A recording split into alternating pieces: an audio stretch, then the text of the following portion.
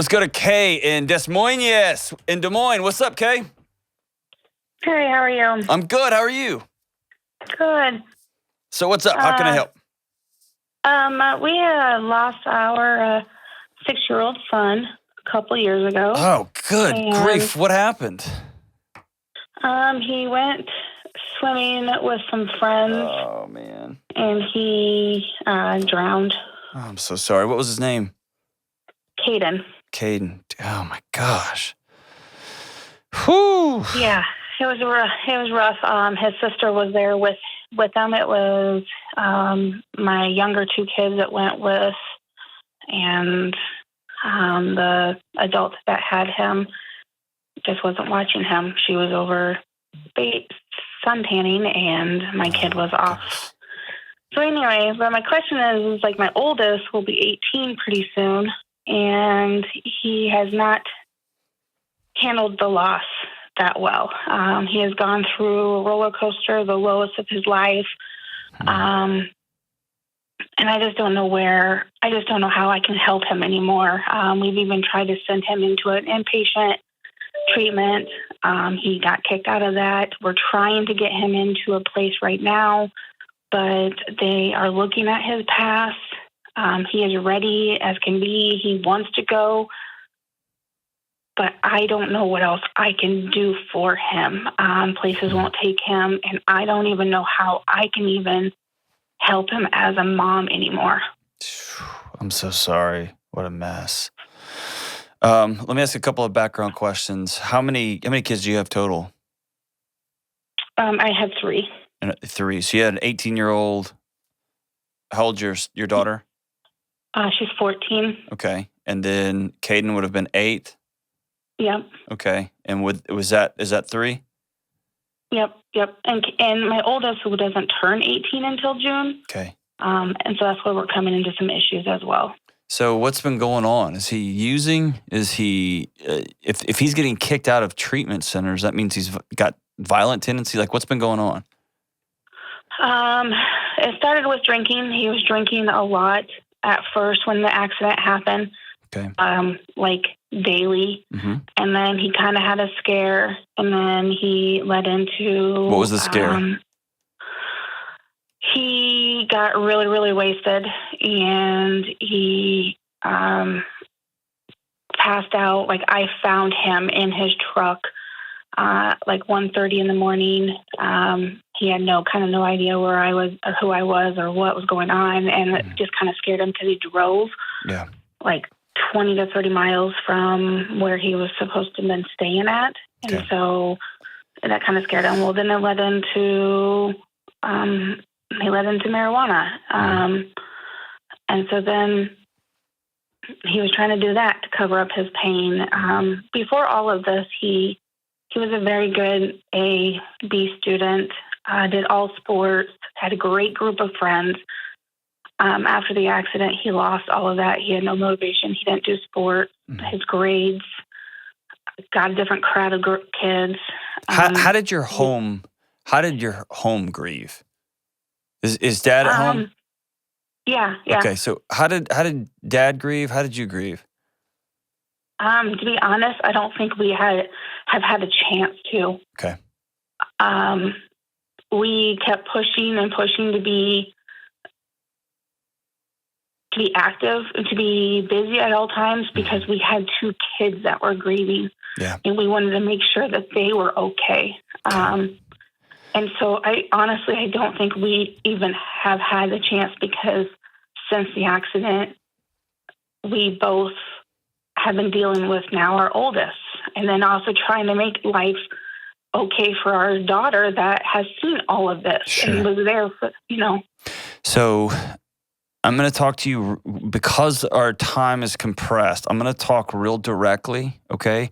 I need you to hear me say you and I are on the same side of the booth on this conversation, okay? You promise that? I can hear in your voice how close Caden is still sitting.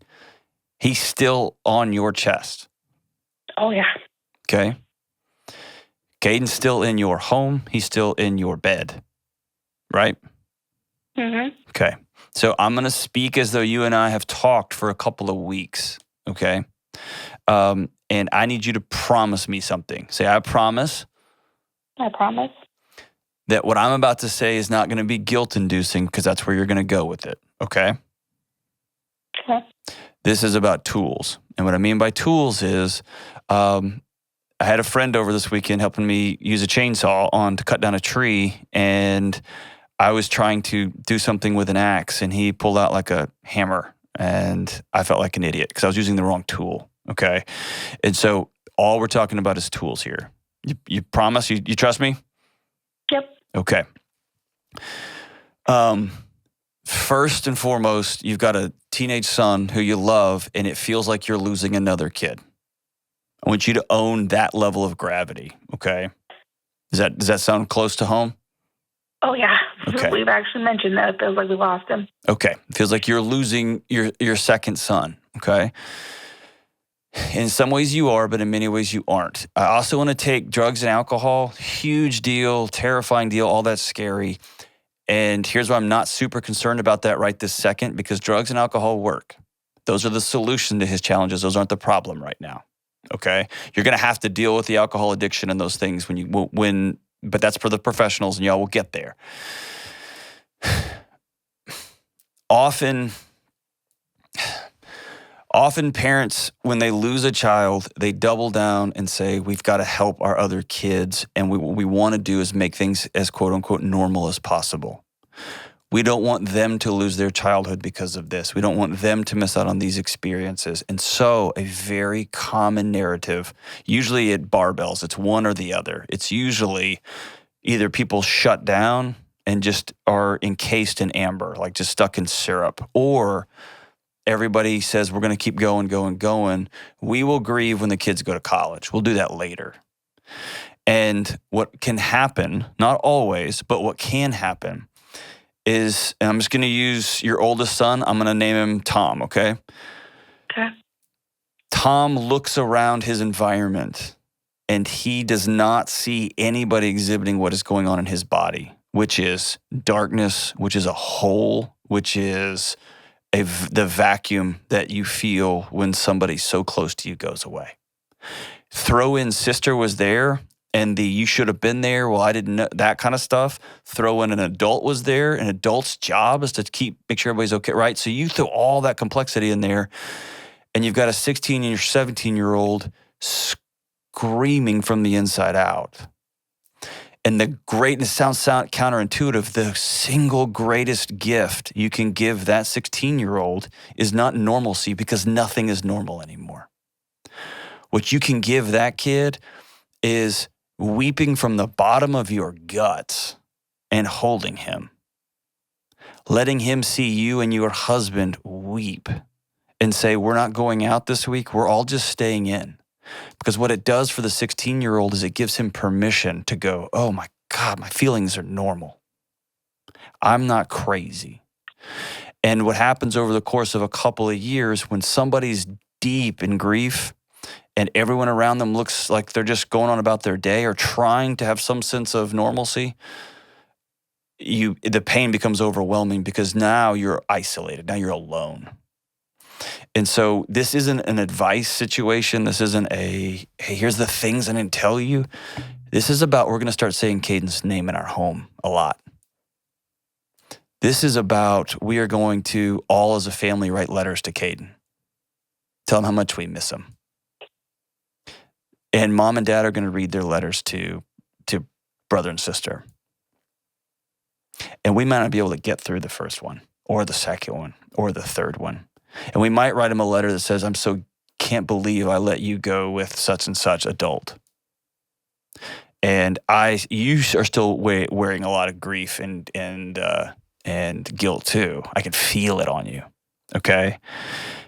But these family discussions, this breathability lets Caden make his way through the hearts and minds and synapses and blood and air of everyone in that home. And right now he's trapped.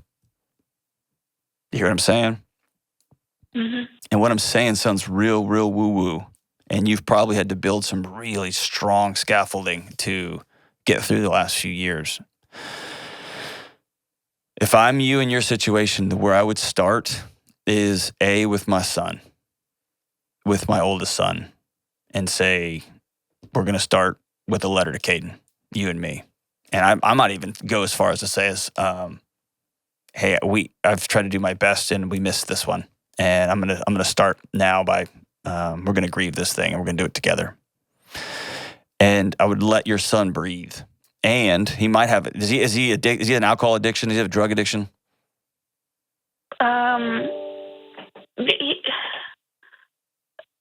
Yes and no, I guess. It's not as bad anymore because he's been in a treatment. Okay. And so he hasn't been like really bad. It's more of the mental issues that he has. Like if something triggers him, yeah, then he might go and have some drinks or something like that. But it's mainly his mental, and he knows he can be clean. It's just sure. So it's that black hole vacuum of loss.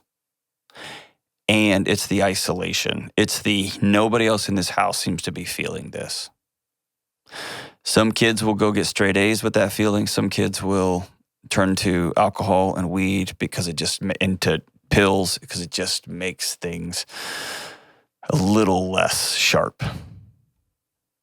But I think your home, starting with you and husband, and this is hard because here's what I know about you. Okay, and I'm not you about mothers in this situation. There's this sense that if I start crying, I will never be able to stop. If I drop my shoulders, I'm out. I'm done. And I'll tell you two things. Number one, you're right. You will cry for Caden for the rest of your life. And you will find strength and resilience in your community and in people around you and in yourself that you did not know existed. You've got to walk towards Caden. You've got to walk towards your oldest son. You've got to walk towards your husband, and your husband's got to walk in the middle of all this too. So what your family, I believe, needs deeply is no more running. This is who we are. This is where we are. We've experienced this great trauma, this great tragedy. We're going to talk to Caden, and at some point, it's going to be a while. At some point, okay, you and your husband, y'all are going to let Caden go. You let him go home. And right now you're hanging on to him real, real, real, real tight. I'm so, so sorry. As it goes for your son, hang in there with the treatment. Let him be a part of this grieving process. If he's struggling with deep mental health issues, talk to his counselor about this stuff, okay?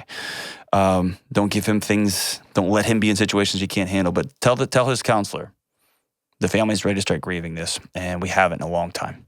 And we're going to start today.